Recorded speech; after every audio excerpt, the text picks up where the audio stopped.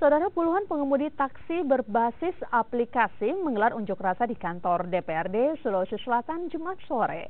Pengunjuk rasa mengadukan pihak Grab yang belum membayar intensif lebaran mereka yang harusnya telah diterima. Membentangkan spanduk dalam aksinya, para supir juga membagi-bagikan selebaran yang berisi tuntutan mereka kepada pengguna jalan. Aksi supir taksi online ini diterima perwakilan anggota Dewan dari Komisi A DPRD Sulsel.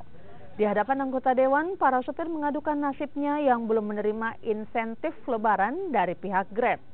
Dari hasil penemuan ini, anggota Dewan akan menjadwalkan rapat dengar pendapat dengan menghadirkan pihak Grab.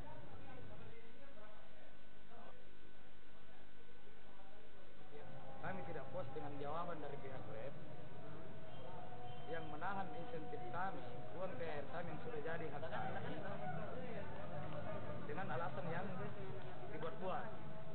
Kami minta pembuktian, mereka tidak bisa buktikan. Jadi kami harapkan kepada pihak Grab supaya membayarkan insentif yang sudah dijanjikan kepada driver.